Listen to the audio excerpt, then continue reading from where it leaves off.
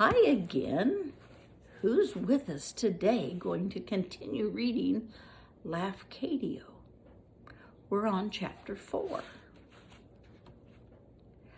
But then, one rainy afternoon, while the young lion was practicing some very fancy shooting, like standing on his head and shooting with his teeth and his toenails and his elbows with one eye closed, and behind his back, and sideways, and even upside down, a little fat, bald-headed man came walking through the jungle. Look at this picture of him upside down. Isn't that silly? So the little fat, bald-headed man came walking through the jungle, and he had on a tall, funny hat, and an elegant vest, and a golden watch with a golden chain, and shiny shoes, and he had a droopy mustache, and a big fat belly that shook when he laughed like a bowl full of raspberry jam, and he carried a gold-headed cane. And you could see that he wasn't used to walking through the jungle because he kept getting caught in the branches of the trees. And he kept tripping over roots.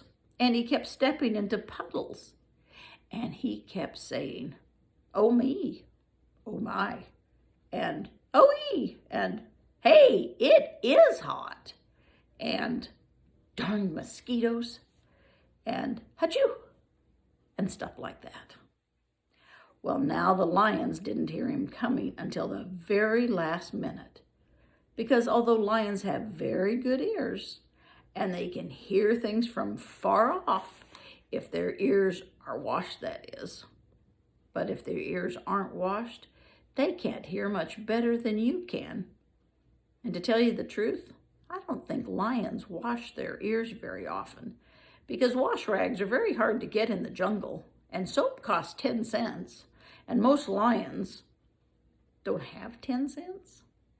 And if they did, they couldn't buy a bar of soap, because who would sell a bar of soap to a lion? There he is in the jungle.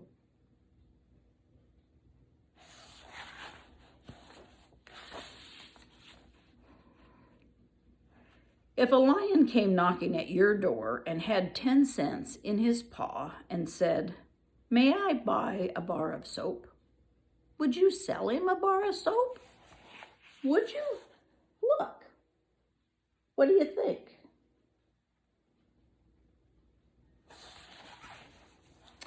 Well, so you can see why these lions didn't hear too well, but they saw him coming. And I'll tell you one thing, lions' eyes are always very good, and they can see very well in the dark. And it happened to be in the middle of the afternoon anyway, and lions see extra special well in the middle of the afternoon. And you never see a lion wearing glasses, do you? When the lions saw the little man coming, they didn't even bother to run. They just called out to the young lion, "Hey, dinner is here." And then they rolled over and went back to sleep. And the young lion, he just yawned. And he picked up his gun. "I think I will shoot this one standing on my head with one eye crossed and 3 paws tied behind my back," he said. And he aimed his gun. "Wait a minute, don't shoot me," cried the man. And the young lion said, "Why not?" And the man said, "Because I am not a hunter. I am a circus man, and I want you to come and be in my circus." "Circus, schmirkus, dominicus," said the young lion. "I do not want to be in a cage in your old circus." You see him? There he is down here. And there's Lafcadio.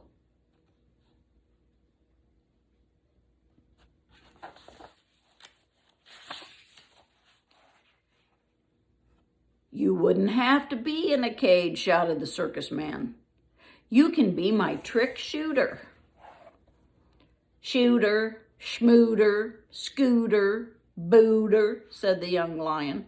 I am already a great shooter. I am the greatest shooter in the jungle. And he aimed his gun again.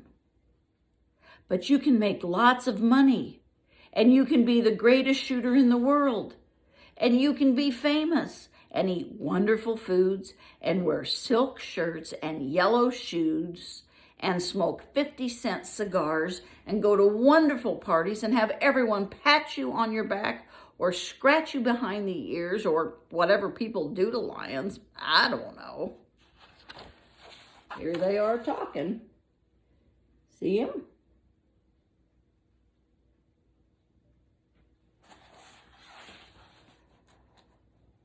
Ears, schmears, a glass of beers, said the young lion. What do I want with all that stuff? Everyone wants stuff, said the circus man. Come with me and be rich and famous and happy and be the greatest lion in the world. Well, said the young lion, if I do come, will I get a marshmallow? A marshmallow? Asked the circus man, waving his gold-headed cane and twirling the golden watch on a golden chain. A marshmallow? Why, my good fellow, you will have thousands of marshmallows. You will have marshmallows for breakfast, marshmallows for lunch, and marshmallows for supper. And do you know what you will have between meals? Marshmallows? Asked the young lion. Marshmallows, shouted the circus man. I will build you a marshmallow house, and I will get you a marshmallow mattress for your bed, for midnight snacks. And I will make you a marshmallow suit with a marshmallow hat. And when you take a shower, you will take a shower with hot melted marshmallow. Why, you will have more marshmallows than any lion in the world. Shall I sing you the marshmallow song? Marshmallows, marshmallows, marching mellow, malling mallows, marching fellows, marshy. I'd rather you didn't, said the young lion. Well, it's really not too bad a song, said the circus man, considering that I just made it up. Well, anyway, pick up your gun, pack up your suitcase, and let's go to the big city. I don't have a suitcase, said the young lion. Too bad you aren't an elephant, said the circus man, because then you could pack up your trunk. Ha, ha, ha, ha. That is a pretty corny joke, said the young lion, even for the jungle. Snorted the circus man. Okay, pack up your toothbrush and let's get out of here. I don't have a toothbrush, said the young lion. No toothbrush, said the circus man. How do you brush your teeth? I don't brush my teeth, said the young lion. You don't brush your teeth, said the circus man. What does your dentist say about that? I don't have a dentist, said the young lion. You don't have a dentist, said the circus man. Well, then who? Look, said the young lion. If you want to go, I will go. I will do anything rather than listening to all your terrible jokes. So the circus man got on the lion's back and they marched out of the jungle. See the circus man?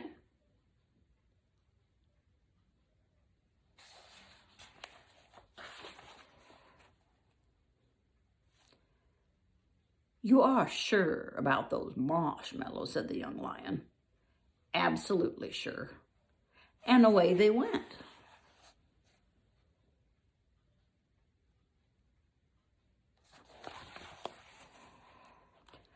Chapter 5 is next. I will see you next time when we see what happens. Grandma Missy says goodbye.